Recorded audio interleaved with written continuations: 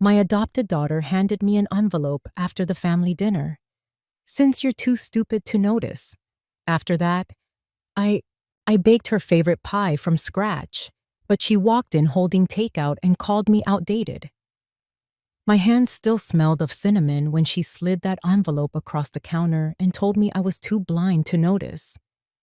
I didn't argue. I just stood there, wondering when love had turned into a transaction.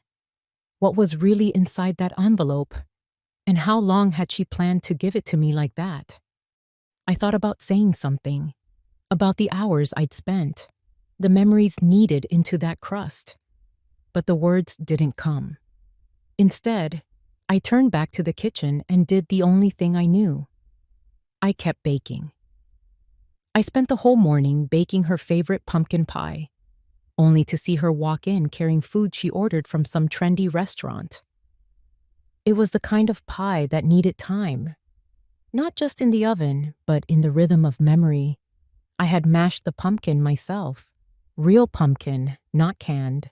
The spices came from that little shop downtown, the one that still packed cinnamon in brown paper bags. I even polished the old pie dish Marissa liked when she was little. She used to call it the sun plate because of the faded yellow rim. I don't cook like that often anymore. These days, I keep my meals simple. Toast, boiled eggs, maybe a tuna sandwich on Sundays. But holidays, Thanksgiving especially, were sacred. Not because I believed in turkey or its history. I believed in the act, laying the table, slicing the bread, warming the house with smells that meant home. Marissa was supposed to arrive at 3. She texted at 4:30. Running late, be there soon. When she did show up, half an hour after sunset, she was in heels too tall for the weather and carrying a silver bag with the name of some boutique restaurant I'd never heard of. Her smile was quick, almost rehearsed. Behind her trailed a man I didn't recognize. Tall, handsome, maybe 40. She never introduced him. I thought I'd save you some work, she said, brushing past me. You shouldn't be cooking at your age anyway. She didn't see the pie cooling on the counter. Or maybe she did, and just didn't care. I said nothing, just took her coat, still warm from the car heater, and hung it by the door. Her companion gave me a nod, the kind men give to women they don't plan to remember. Dinner was quiet. The man, Connor, I think, talked mostly to Marissa, who scrolled her phone between bites of store-bought butternut squash ravioli. I served them wine in the good glasses, the ones I kept boxed all year. Marissa barely looked up when I asked how work was going. Busy. You know how it is, she said. She didn't ask me anything. I caught her glancing at her watch more than once. By the time I brought out the pie, still warm and fragrant, she shook her head. I'm stuffed, she said. And honestly, Mom, maybe don't make things so sweet next time. That much butter. It's just not healthy. Connor laughed, but it was polite and distracted. I wrapped the pie and placed it in the fridge. That fridge had stored 28 Thanksgivings worth of leftovers. This one wouldn't make the memory list. After dinner, while I was rinsing dishes, Marissa stepped into the kitchen. Her heels clicked softly on the tile. She leaned against the counter and slipped an envelope beside the sink. White. No markings. Thick. You can read it later, she said. Then she added, as if it were a joke, but not quite. Since you're too stupid to notice. She said it was like someone tossing a stone into a pond to test its depth. I didn't ask what she meant. I didn't say a word. I just stood there, water running over my hands, the envelope slowly dampening at the edges. She went back to the living room as if nothing had happened. Connor was already by the door, helping himself to his coat. They had somewhere to be. Dessert at a friend's place, she said. Something trendy. Some rooftop thing in Burlington, probably. I nodded, said I understood, but I didn't. I stood at the window for a long time after they left. watching the tire tracks fade in fresh snow. The glass felt cold against my palm. I had always thought that family dinners, even when short, even when imperfect, left behind some trace of warmth. But the house felt emptier than it did before they arrived. I sat down and stared at the envelope again. It was slightly wet from the dishwater, the corners curling. I dried it gently with a dish towel, but I didn't open it. Not yet. Instead, I walked through the house and turned off all the lights. One by one. Living room, hallway, kitchen. I left the one by the window for last. The same lamp that had stayed on every time I waited for Marissa to come home late from college. Every time she called saying she missed the last bus. Every time she cried about her first breakup. When she was little, she'd curl up on the couch and rest her head in my lap while I read aloud. She'd ask me why she didn't look like me. I'd say, "Because you're more beautiful."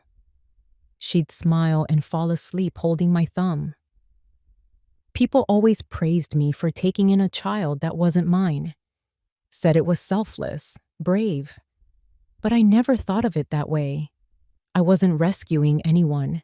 I just wanted to give someone the kind of love I'd always wanted to receive. Over the years, that love became quieter, less visible. Maybe I stopped reminding her it existed. Maybe I assumed she'd remember on her own. I sat down at the kitchen table with the envelope in front of me. I turned it over. No name, no return address, just sealed. For a moment, I wondered if I was overreacting. Maybe it was just an early birthday card. Maybe she'd written something sincere, and I was letting the tone of one thoughtless comment ruin it. But deep down, I knew better. The way she'd said it, flat, dismissive, a little too comfortable with cruelty. I made myself a cup of tea, the same blend I always drank when I needed to think. Chamomile and honey. Steam curled above the mug like a question I couldn't yet answer. I didn't open the envelope that night. I placed it in the drawer next to the oven mitts and went upstairs to bed. The house creaked in the wind. The snow tapped gently at the window. I lay awake, staring at the ceiling, listening to the silence she left behind. Dinner wasn't even over, and yet I felt colder than the world outside. That night, I found myself folding napkins back into the drawer, even though I knew no one would be here for a long time. It's funny what the hands do when the heart doesn't know where to put itself. The table still smelled of the rosemary I'd sprinkled on the rolls. I had made those from scratch too, half whole wheat, just like she used to like. Back when she still noticed the difference. I checked the dishwasher twice, even though I knew it was empty. I guess I wanted to hear something mechanical working the way it should. I stood there, the door open, staring at the racks. Then I shut it quietly, like closing a chapter. I glanced at my phone on the counter. No missed calls, no thank you text. I told myself not to expect one, but the telling didn't make the waiting any easier. Upstairs, I turned on the radio. A jazz station from Montpellier played something slow, something full of empty spaces. The kind of music that doesn't fill a room but asks questions of it. I sat in the rocker by the window and looked out over the field. Snow dusted the tops of the fence posts. There was a time. She used to run across that field in galoshes 2 sizes too big, laughing so hard she couldn't breathe. She'd bring me dandelions like they were roses. And now she brings ravioli in a foil tray and an envelope without a return address. Sometimes I wonder if all mothers go through this. A slow, invisible migration from safe place to afterthought. I'm not angry, not yet. That part of me is still quiet. But there is a chill that has nothing to do with the weather. I remembered something odd from earlier, just as I was brushing my teeth. When she first stepped through the door, she didn't even glance at the bookshelf. That shelf has held her pictures since high school. The graduation frame, The one with the blue robe and crooked cap used to make her laugh. Tonight, she walked right past it like it was wallpaper. People think distance is made of miles, but it's not. It's made of eyes that don't linger, of words that arrive late or not at all. I pulled the chain on the lamp and let the room go dark. In the hallway mirror, I caught a glimpse of myself. Same sweater I'd worn last Thanksgiving, same hair, just a little thinner. But something in my face was different. There's a look women get when they've been trying too hard for too long. I turned away from it. There was no letter inside, just a copy of a legal document. My signature at the bottom, but I don't remember ever signing it. I sat on the edge of my bed, envelope open, paper unfolded. It didn't crinkle like a personal letter would. It lay flat, thick, and legal. A form labeled Durable Power of Attorney, neatly typed, with my full name at the top, and at the bottom, my signature, except I didn't remember writing it. The ink looked familiar. The signature even mimicked the slight upward tail I always did on the K. But it felt wrong, like looking at your own reflection and not recognizing the eyes. I held the paper to the light. My hands didn't shake, not yet. But the cold had crept up through the floorboards, and now it wrapped around my knees like doubt. There was no cover letter, no note explaining why it was sent or what it meant, just the form. 2 pages, clipped together, as if all it needed was the weight of ink to shift everything I'd spent a life building. The last time I went to the bank with Marissa was sometime in August. She had called the night before, saying something about new statewide estate laws and how we should get ahead of it. I agreed without asking too much. I trusted her. At the bank, she spoke for most of the appointment. I remember the man behind the desk smiling too much, handing me papers, flipping pages. I didn't have my glasses. She told me where to start. I didn't ask questions. Back then, I still thought asking meant you didn't believe the person sitting next to you. I thought love meant full trust. I placed the paper flat on the comforter and stood up, walking slowly to the closet. I pulled down an old metal file box labeled Important Documents. The label had faded, just like the memories tucked inside. I brought it to the bed and sat cross-legged, knees aching under my nightgown. Inside, tax returns, insurance policies, the warranty for a refrigerator I no longer owned, and near the back, copies of my signature, from the deed to this house, the will I'd made after my husband passed, the agreement I'd once signed with the nursing union, all in my hand, all still mine. But this one felt different, just close enough to pass, just wrong enough to sting. Outside, the wind picked up, rattling the panes.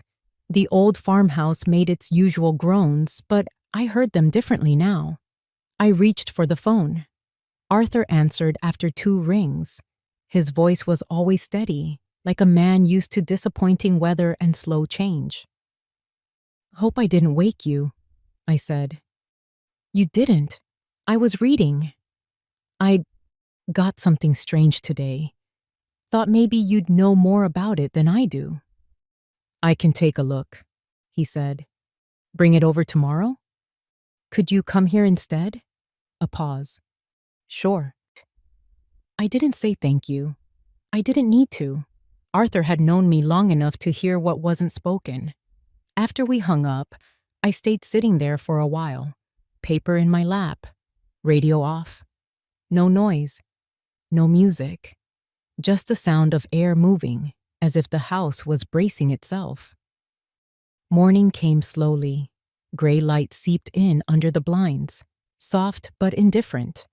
I didn't sleep much, and when I did, it was the kind of sleep that doesn't rest you. Just a long blink into more questions. Arthur showed up around 9, wearing the same wool coat he always did when snow threatened. He held a thermos in one hand and a small flashlight in the other. "Bad eyes," he said, holding it up. Prints too fine these days. I laid the document on the table, the same table where Marissa had drawn stick figures in crayon 25 years ago. Now it held fine print and legal phrases I didn't fully understand. He read in silence.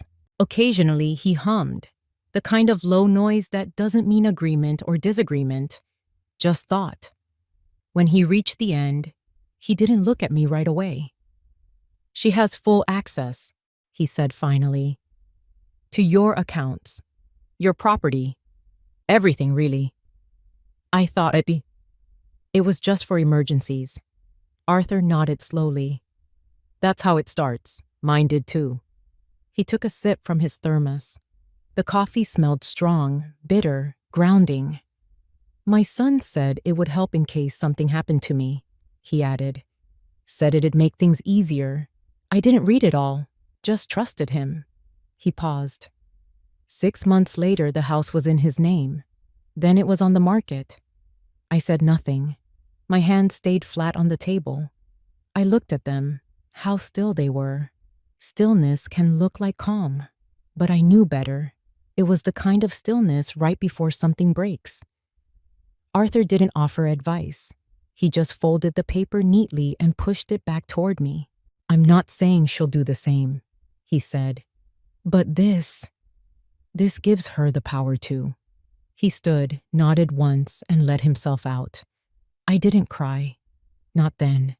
The tears weren't ready. What came instead was a slow, heavy ache in my ribs, like my body had just started to realize something inside it had shifted. I walked upstairs again. The cold in the hallway met me like an old friend. I turned on the lamp in my bedroom and stood there, staring at the document. That's when I noticed the envelope it had come in. I hadn't paid it much mind before, but now I saw it had no return address, not even a stamp, which meant she didn't mail it. She left it here, on purpose, in my kitchen, next to the sink, after dinner, so I'd find it when the house was empty, when the dishes were done, when there was nothing left to distract me. I reached into my dresser drawer and pulled out a small wooden box. Inside, old family photos. Marissa in her first Halloween costume, a bumblebee. Marissa in kindergarten, missing her front teeth. Marissa holding a ribbon from a spelling bee she nearly fainted before finishing. I ran my finger over the edges of each picture. Memory is cruel. It makes you remember things exactly when you wish you could forget them. I thought about the double shifts I'd worked to keep her in private school, about the time I gave up the down payment on a new roof so she could take an unpaid internship in Boston, about the years I let go of my own plans quietly so hers could grow louder. I stood by the fireplace, paper still in hand. The photos spread across the mantel like ghosts. And for the first time in a long while, I let myself say something out loud. No one else was in the room, just me. But the words came anyway, quiet and cold. "So, this is what she thinks of me." I didn't leave the house the rest of that day. Not because of the weather, it wasn't snowing yet, but because everything outside felt irrelevant. I made myself a sandwich around noon and forgot to eat it. It sat on the plate, bread curling at the edges, mayonnaise drying at the corners. I just watched the light move across the floorboards like time had given up on me too. There are betrayals that come like thunder, fast and loud. But this came quiet, like fog. It seeped into things, into chairs, into spoons, into the photo frame by the kitchen sink. Marissa had once told me I was too sentimental, that I held on to things long after they stopped being useful. I think she meant napkins, or old scarves, maybe even recipes. But now I wonder if she meant herself. In the hallway, I stared at the coat hooks. Hers still hung there. A long gray wool one on a cold October when she had just started her job downtown. She had forgotten it last winter and never asked for it back. I left it there anyway, Part of me thought maybe she'd need it again, or maybe she'd come back just to see it still waiting.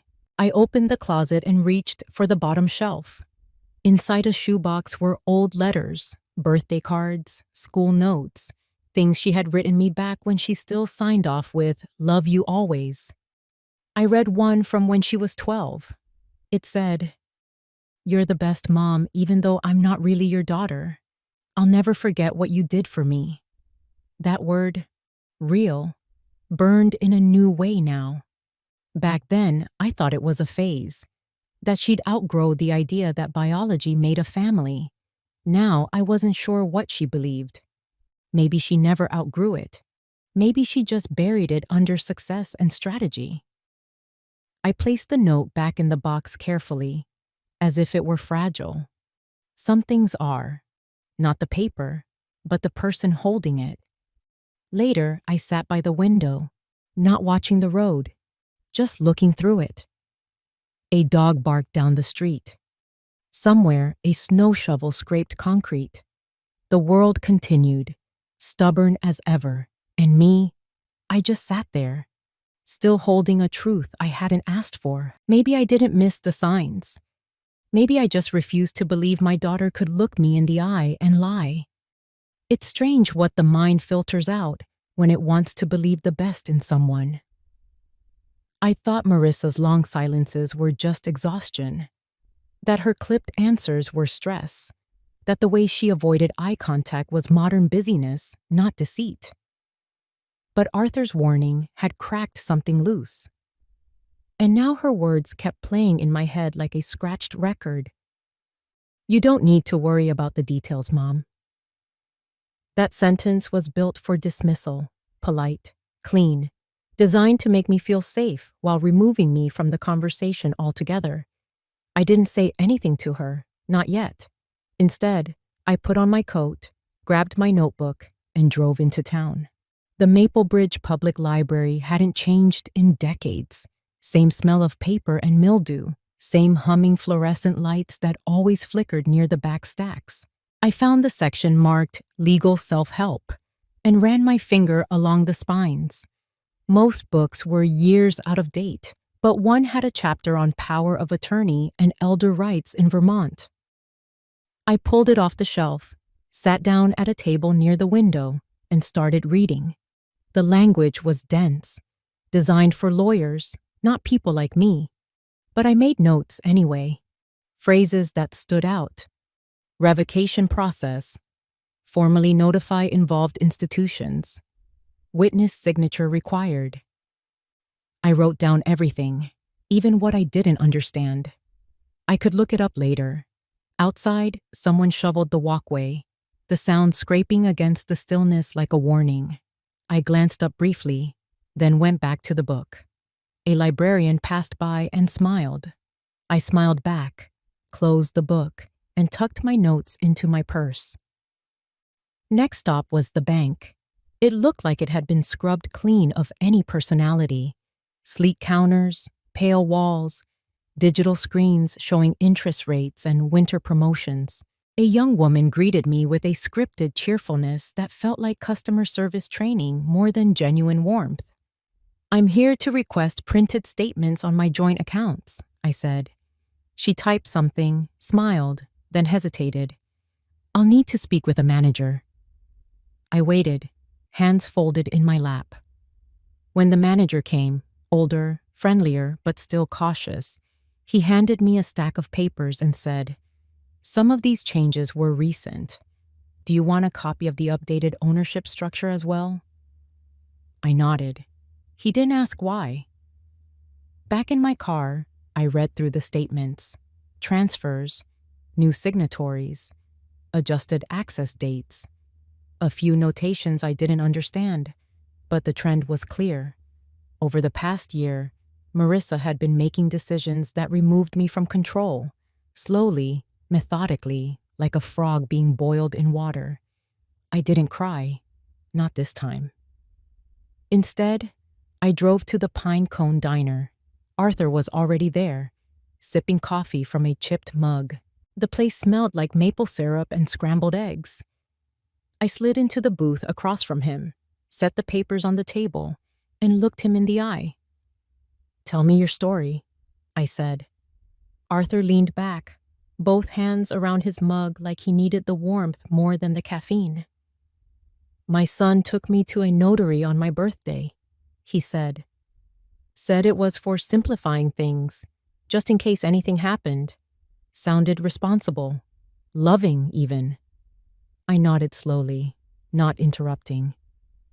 He had me sign a few forms, called them estate planning documents, said it would help avoid probate. He let out a bitter chuckle. "Probate? That's a word you only hear when someone's planning around you, not with you." "What happened?" I asked it, even though I knew. 6 months later, I got a letter saying my house was no longer mine. He'd sold it, used the money to cover debts I didn't even know he had. By the time I figured it out, it was legal. I'd signed everything. I gave him the keys myself without knowing it. Sinai looked down at my hands, suddenly cold. "Did he ever apologize?" "No," Arthur said quietly. "He just said he did what he had to do, that it was time for him to build something new." The waitress came by with a pot of coffee. I shook my head. Arthur refilled his. The smell of syrup and toast hung in the air, but I had no appetite. We sat there for a while, not talking. Sometimes silence is the only language two wounded people understand. When I got home, I laid out everything on the kitchen table. Legal books, bank statements, my notes. I didn't feel like a mother anymore. I felt like a case file. As I was clearing space for my laptop, I knocked my phone off the counter. It clattered to the floor, and when I picked it up, the screen had opened to the voice memo app. Something blinked at me. A recording from August. I didn't remember saving anything then, but I pressed play. The sound quality was faint, like it had been recorded by accident. Then I heard her voice, "Marissa." "No, she won't push back. She never has. Mom's too soft. If I don't do this, someone else will." My fingers tightened around the phone.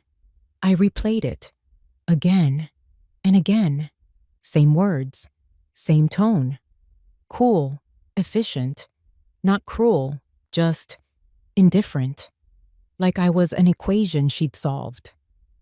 I sat down at the kitchen table. The ticking of the wall clock was the only sound. Maybe I had missed the signs, or maybe I'd seen them but dressed them up in prettier clothes, called them fatigue, ambition, modern life. But that recording didn't leave room for illusions. She had planned this, not just the documents, but the reasoning, the justification. I opened my laptop. It creaked from disuse, dust along the corners, a piece of masking tape still on the edge, labeled Marissa's College Fund 2011. I typed slowly, each word sharp. How to revoke a power of attorney in Vermont. I didn't sleep that night.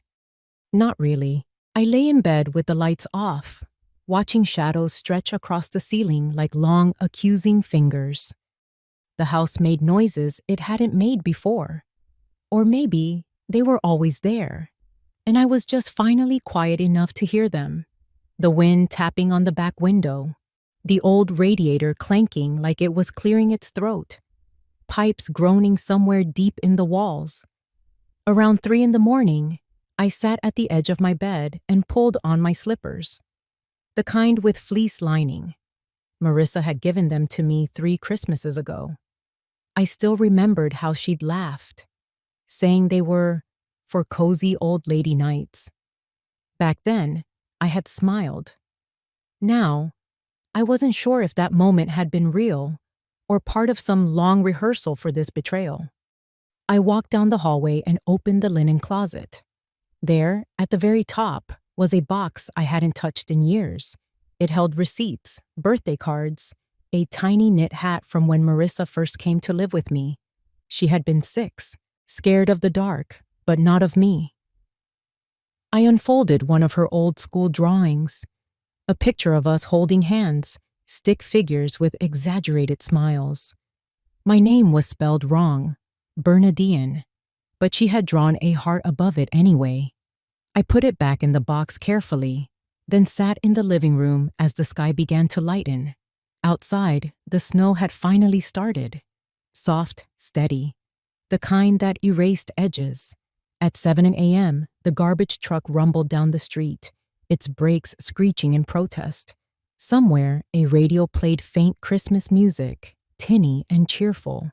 The world was turning, ordinary and unapologetic, while mine felt paused.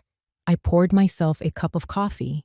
No sugar, no cream, just black and bitter like the morning.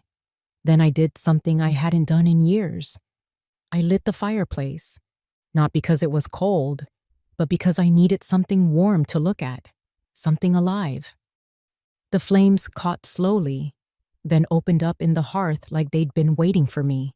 I watched them and thought, this isn't over. This can't be where it ends. That night, I didn't sleep. I kept hearing her voice, those 6 words echoing in my head. By morning, I wasn't broken anymore. I was planning. I wasn't afraid of being tricked again. What scared me was pretending I didn't know anymore. There's a strange kind of peace that comes after the storm. Not relief. No, nothing that soft. More like stillness. The kind that lets you hear your own breath again. That was how I felt the next morning. I got dressed slowly, layering up against the frost that painted the windows in silver patterns. My boots squeaked on the wooden floor as I made my way to the kitchen. I poured myself a mug of coffee, steaming hot. No cream. The same bitterness I'd come to appreciate. Then I picked up the envelope I had prepared the night before. It was addressed to a name I hadn't thought of in years. Ms. Judith Cohen. She had helped a neighbor write a will back in 2017, and I'd remembered her kindness, the way she explained every line like she was teaching instead of just billing by the hour. I didn't want confrontation. I wanted precision. And for that, I needed someone who knew the rules better than I did. The sun had barely crested the hills when I stepped outside. Maple Bridge was quiet. No kids on bikes. No dogs barking yet. Just that brittle cold that makes everything seem breakable. Miss Cohen's office was behind the post office, tucked between a secondhand bookstore and a closed-down barbershop. A brass plaque read, Cohen and Myers, LLP, though I knew from the neighbor that Myers had passed away 5 years ago. Inside, the warmth hit me like a sigh. Wooden walls, a ticking clock, the faint smell of old paper and lemon polish. Miss Cohen greeted me with a look that said she didn't remember me, but was willing to pretend she did. I'd like to update my will, I said, folding my gloves in my lap. And, while we're at it, there are some other documents I'd like to change. Her eyes sharpened, but she nodded. Of course, Bernadine. Let's take it one step at a time. We talked for over an hour. She walked me through the revocation process, making sure I understood every form. I signed the papers slowly, carefully, like each letter of my name was reclaiming something I'd given away without knowing it. I'd also like to designate a new beneficiary, I said. Everything, the house, the accounts, whatever's left. I wanted to go to the Maple Bridge Children's Fund. She raised an eyebrow but said nothing. When we finished, she asked, Do you want me to file a report? I looked down at my hands, nodded in my lap. No, I said. I just want her to know I'm not stupid, and I'm still here. Ms. Cohen didn't smile, but there was something close in her eyes. Maybe respect. Maybe relieved that I wasn't like the others who came in screaming and broken. I stepped back into the cold with my coat buttoned high and my chin tucked down. Snow had started to fall, soft, slow, deliberate, like the world was taking a breath with me. I walked 3 blocks to the diner, Same one Arthur and I had met at, but this time I sat alone. A different booth. Notebook in front of me, pen in hand, black coffee steaming. I started writing. Not a letter, not a journal. Just facts. Dates. Names. Transfers. Passwords I had changed.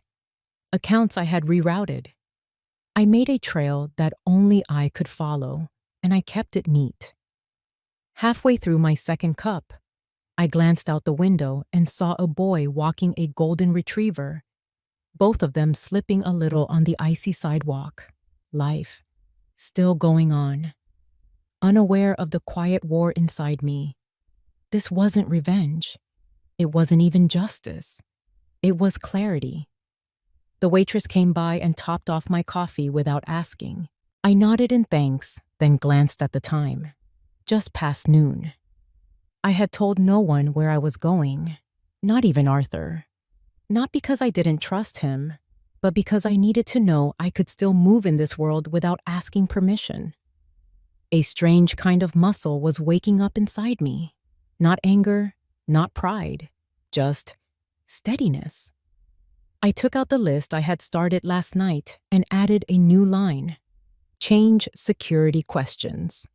Then another. Remove joint access to the safety deposit box. I didn't even remember agreeing to a joint box. Maybe I had. Maybe I'd been too tired or too trusting. Or maybe I just believed that saying yes was what love looked like at my age. I flipped the page and began writing something else. Not a list this time, just a sentence that had been circling in my head since I'd walked out of Miss Cohen's office. I once gave everything to raise a child. Now, I'm saving what little I have left from her. It felt strange to see it written down, like putting my own breath on paper. But it was true, and if I didn't write it, I might forget how clear it had become. The bell above the diner door jingled. For a moment, I tensed, half expecting to see Marissa's tall silhouette or that coat she loved with the gold buttons. But it was just a man in overalls and a young girl in snow boots. I looked back at my notebook.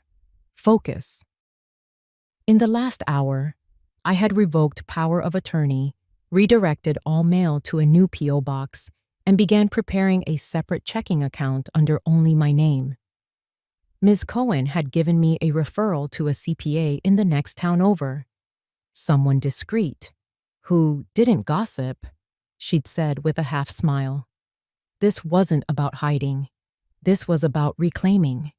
As I gathered my things, Arthur's name popped up on my phone. I hesitated for just a second, then answered. "Everything okay?" he asked. "I'm at the diner," I said. "Had some errands." There was a pause, then his voice lowered. "You did it, didn't you?" I didn't need to explain what he meant. "Yes." Another pause. Then, "I'm proud of you, Bernie." I didn't reply right away. My throat felt full. Instead, I said, "Snow's getting heavier. Want some company?" "Not today. I think I need the quiet." He didn't argue, just said, "You know where to find me." I slipped my phone into my coat pocket and stood slowly. The notebook went into my handbag, zipped shut. I left cash on the table. Too much, but the waitress smiled as she picked it up. Outside, the snow had begun to layer over everything. My footprints from earlier were already fading. At home, I lit the fire again. Then I checked every lock on every window. Not out of fear, out of habit, out of respect for myself. I sat in my favorite armchair, the one with the frayed armrest, and opened my laptop. I didn't browse. I didn't check my email. I opened a new document and typed a single sentence. The moment you stop pretending not to know is the moment you begin to remember who you are. I saved it without a title. Just as I was about to close the screen, my phone buzzed again. A text from Marissa. "Coming by tomorrow. We need to talk." I stared at it for a long moment before replying. Good. So do I. The rest of the afternoon passed in quiet labor. I washed dishes that didn't need washing, sorted drawers I hadn't opened in years. Somewhere between the old batteries and the forgotten takeout menus, I found a ring box. Inside was a pin, a little silver hummingbird with one wing slightly bent. Marissa had given it to me when she was 9. I remembered the way she'd whispered, "So you don't forget you can fly." I closed the box gently and put it in my pocket. Not because I forgave her, but because not every memory needed to be exiled. Some could stay, quietly, without permission to rule over me. By late afternoon, the sky had turned to that strange, bruised blue it always wore before a storm. I made a pot of chicken soup, not because I was hungry, but because the smell of it made the house feel less hollow. I took out my address book, the old leather one with torn pages and names I hadn't called in decades. I flipped through it slowly. Most of the people were gone, or too far away to reach. But one name stood out: Lorraine. She had once been a colleague, the kind who always smelled like cinnamon and had stories about every person in town. She had moved to a senior complex in Burlington years ago. I dialed the number on a whim. She answered on the third ring. "This is Lorraine." "Lorraine, it's Bernie Whitaker." A pause, then a gasp. "Bernie? Lord, I thought you'd moved to Florida and found yourself a man." I laughed. Neither happened. We talked for 20 minutes. Nothing deep, mostly small-town gossip and updates on mutual friends who had hip replacements, who had grandkids on the honor roll. But at the end, I said, "Lorraine, if I needed a witness for a document, someone who wouldn't ask too many questions, would you still be that person?" There was no hesitation. "Give me the time and the address, sugar. I'll bring my best pen." After I hung up, I felt something I hadn't in weeks, tethered, not to a person, to a choice, to the idea that I could build my own scaffolding again. Later that night, I went into the garage. It was freezing, the kind of cold that bites through layers. I pulled down an old suitcase, dust coating the leather like ash. Inside were letters, some from Marissa, most from Robert, her adoptive father, written back when he still remembered birthdays and holidays. I didn't read them. I just stared at the weight of them, the life they once held, now reduced to ink and assumptions. I zipped the suitcase back up and slid it behind the lawn chairs. Not today. Not anymore. The last thing I did before bed was change the locks, not because I thought she'd come uninvited, but because I needed to know that every key still in circulation was one I'd chosen to give.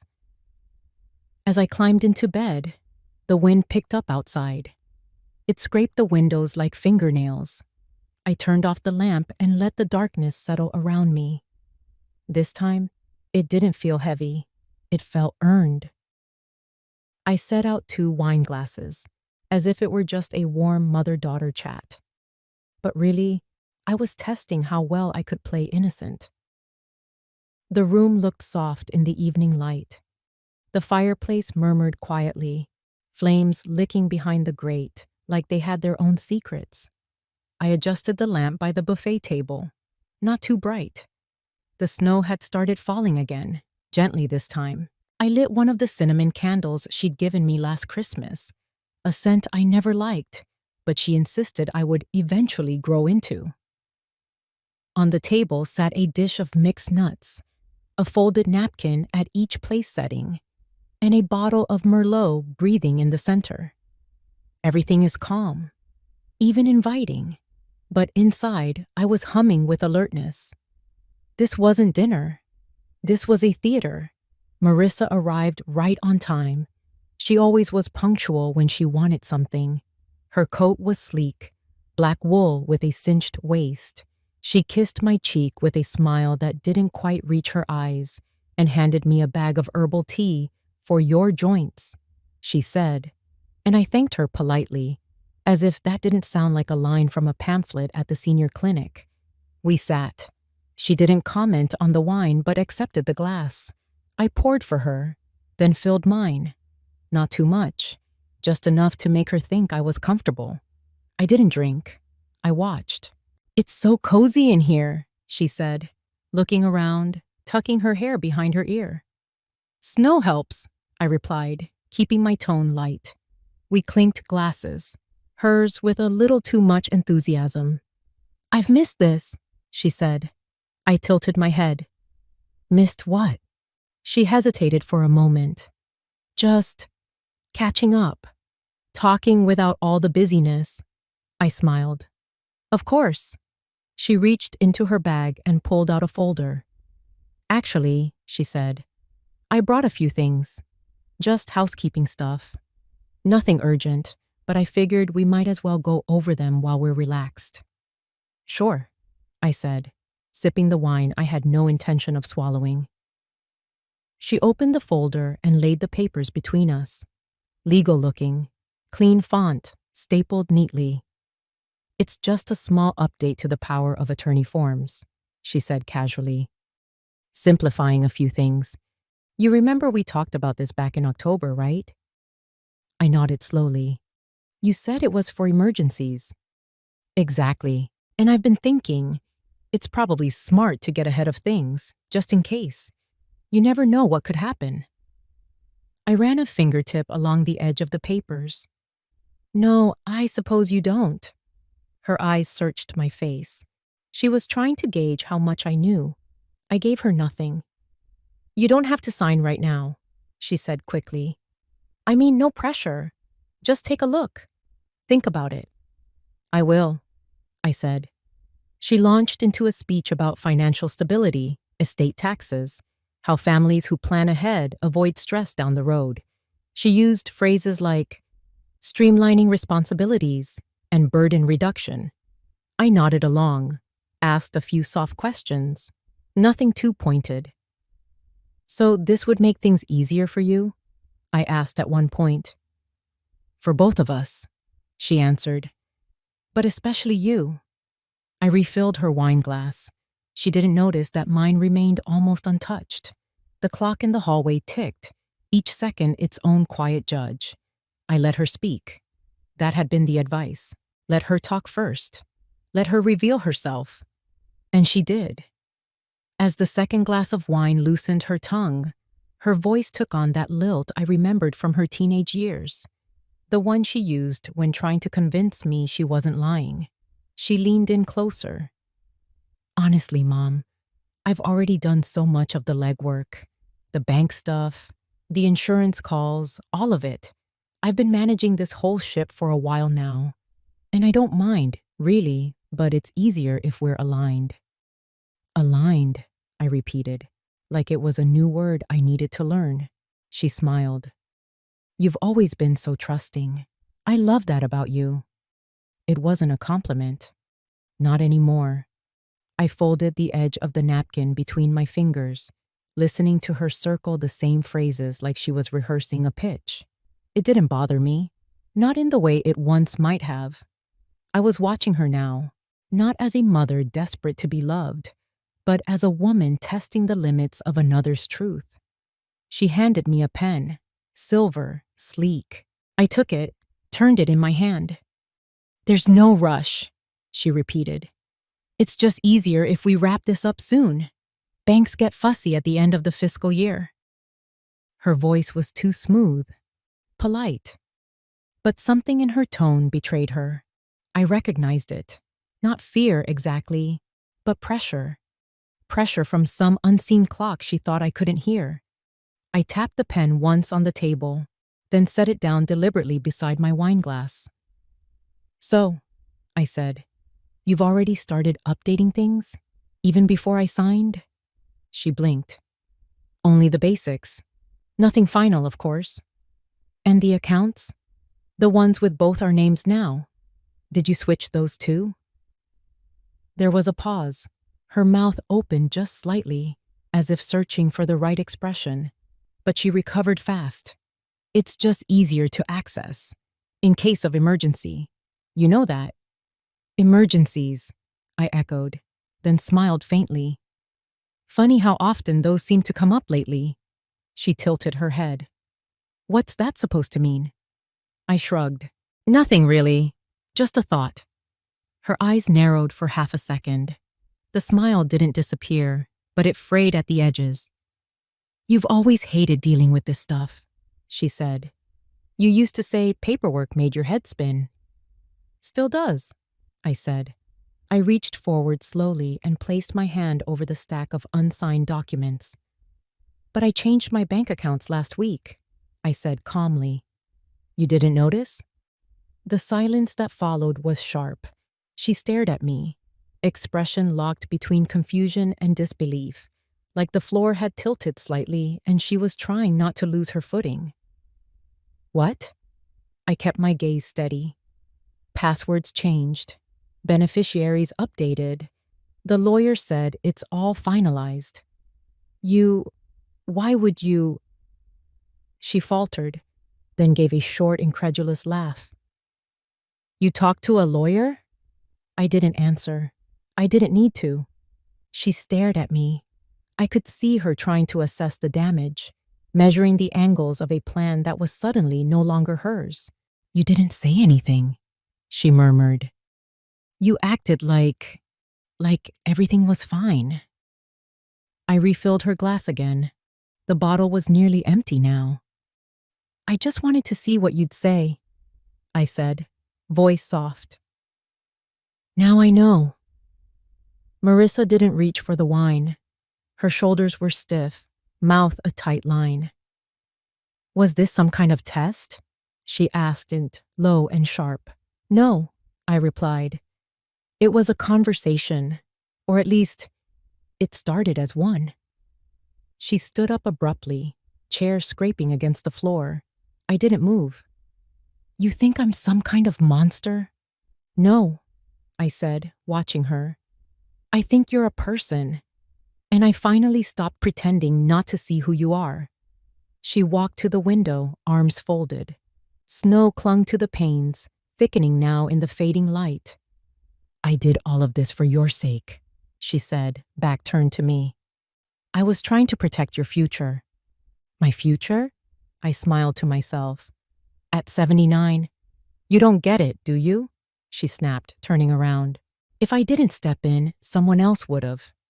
You're soft, Mom. You've always been. You let people walk all over you. I was trying to make sure you didn't get taken advantage of. I stood now, slowly. The fire cracked once behind me, loud in the silence.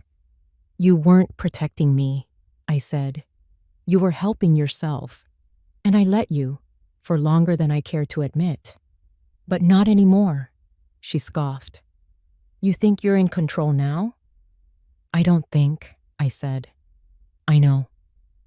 Her eyes scanned the room, as if looking for something familiar to grab hold of. But the house wasn't hers. It never was. I should go, she said stiffly. I didn't stop her. She gathered her folder, the untouched wine glass, and her coat.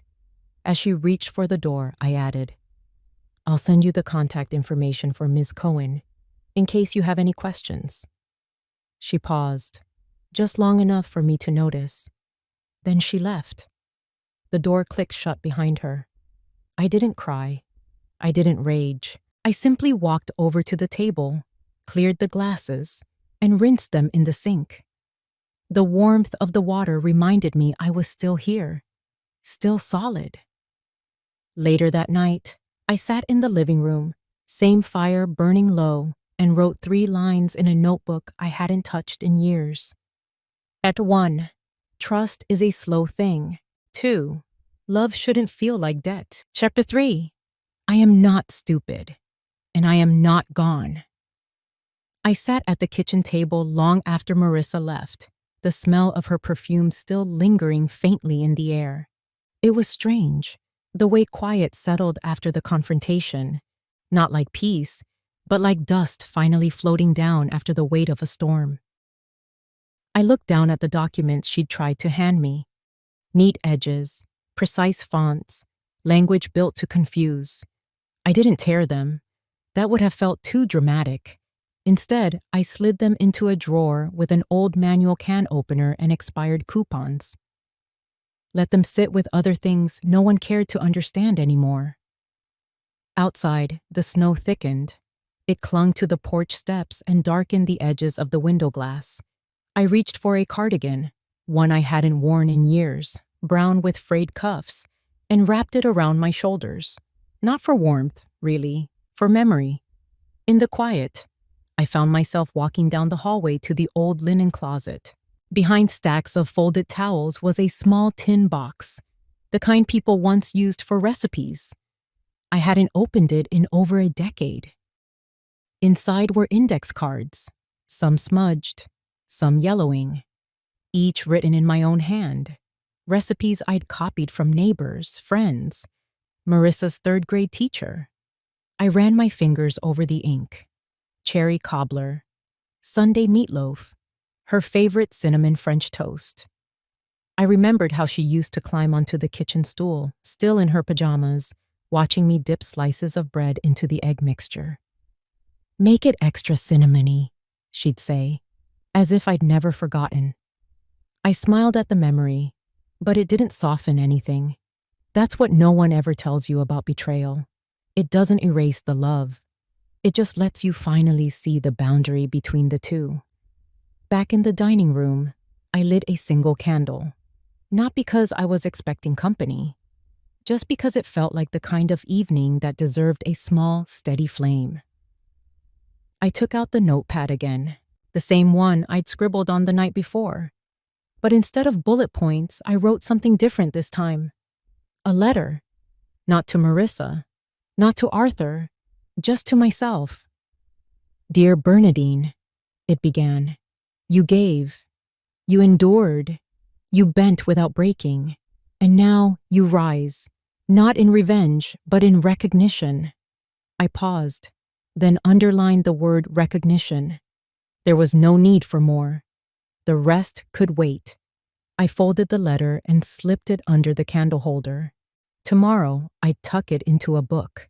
Maybe leave it on the shelf next to the window where the light hit just right at noon. For now, I poured myself one last glass of water, turned off the kitchen light, and stood at the foot of the stairs. I didn't feel triumphant, just grounded. For the first time in a long time, I would sleep with the bedroom door unlocked. Not because I trusted the world again, but because I trusted myself to face it. I don't think I won. I just stopped losing. That morning, the world outside looked like it had been scrubbed clean in the night. Snow layered over everything, the porch railing, the bushes, the street signs half swallowed in drifts. The kind of snow that blanketed the noise, made the world hold its breath for a minute. I didn't rush to make coffee or check the clock. I sat in the old rocking chair by the front window, wrapped in the same cardigan from the night before. The same cardigan I wore back when Marissa first arrived in my life, barely 7 years old, with big eyes and hands that flinched every time someone spoke too loudly. I remembered how she'd hated winter, said it felt like the sky was pushing down on her. I used to tell her the snow wasn't heavy. It was just the world trying to quiet itself. Now, sitting with a lukewarm mug and sore knees, I finally understood what I'd meant. The fireplace still held the last of last night's heat, but the cold was always there. Not cruel, just persistent. But I had learned how to keep myself warm. Not with flames, not with people, with knowing, with finally seeing what was mine to carry and what I could put down. On the mantel, next to the ceramic angel I'd meant to pack away after Christmas, sat a sealed envelope. My name wasn't on it. Hers was. Marissa. The letter inside hadn't come easily. I rewrote it 3 times. The first version was bitter. The second was just noise. But the third, well, I didn't know if it was right. I only knew it was true. I didn't plan to send it. That wasn't the point. Some words are meant to be said just once, and sometimes only to yourself. I don't blame you, but I also don't belong to you. I am not yours to control. I paused as I read that last line again. There had been a time when I would have erased it, softened it, but now it felt necessary. The sound of tires on fresh snow pulled me out of my head. Arthur's old pickup rolled into the driveway, slow and steady like always. He didn't bother knocking anymore. Just opened the door, stomped his boots, and held up 2 paper cups of diner coffee. "I brought the strong stuff," he said, handing one to me. "Figured we might both need it." We sat in silence for a while, the way people do when they've run out of things to explain. It wasn't uncomfortable, just quiet. He looked at the mantel, then at me. "You gonna send that?" I shook my head. "No, I already said it. That's enough." He nodded, sipping his coffee. "You're different now." "Am I?" "Yeah, not harder. Just clearer." I didn't reply, but I let that word sit between us. Clear. He reached into his coat pocket and pulled out a folded pamphlet. Community garden sign up for spring. "I thought maybe you'd want to plant something next year," he said. "Tomatoes, beans, whatever." I smiled. I might still have it in me. The truth was, I hadn't touched a trowel in years. My knees wouldn't like it. My back would complain. But that wasn't really the point. It wasn't about tomatoes. Later that morning, I walked out to the mailbox, scarf wrapped twice, boots crunching on the icy steps. The air bit at my cheeks, but I didn't mind. It felt good to feel the cold and not flinch. Inside the box was a single envelope, cream-colored, handwritten.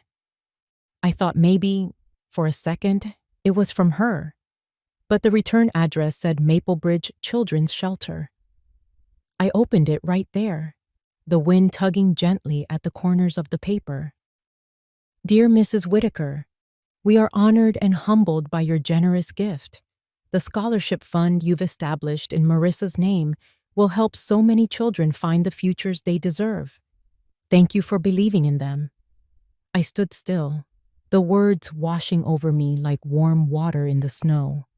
That shelter had been a cold place once. I remembered the smell of bleach, the way the radiators clicked at night, and the way Marissa's tiny fingers had held my sleeve like it was a lifeline. That was where we became a family. Or so I thought.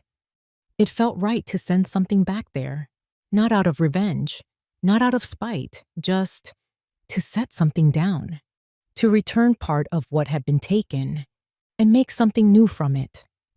Inside, I placed the thank you letter next to the one I'd written for Marissa. 2 envelopes, one that would never be opened by her, and one that had already found its way to the right hands. Arthur washed our mugs and left without saying much else. That was the thing about getting older. Sometimes you don't need full sentences. Sometimes it was enough to show up with coffee and a garden flyer. By noon, I sat alone again. The fire had burned low. The snow outside had started to melt just enough to drip from the eaves. Each drop landing on the porch steps felt like a quiet punctuation mark to something that had taken too long to say. I didn't check my phone. I didn't wait for her to call or show up. If she did, she'd find a woman who wasn't afraid of being misunderstood anymore. A woman who'd stopped explaining herself just to be heard. There's a kind of freedom in not needing to be right, in knowing your story, even if no one else reads it. I went back to the mantel and lit a small candle beside the angel figurine. Not for forgiveness, not for hope, just for peace. For the first time in a long time, I didn't feel like I was waiting. Not for approval, not for apologies, not for anything. I just sat there in the quiet, letting the flame dance against the glass, and thought about spring, about warm soil and red tomatoes, and a patch of earth I could call mine again. Not because someone gave it to me, but because I'd chosen to take it back. And that, I thought, was enough. After everything, I don't live in fear or guilt anymore. I begin each morning with a stronger cup of coffee, slower steps, and a much lighter heart. Not because everything has been fixed, but because I stopped clinging to things that no longer belong to me.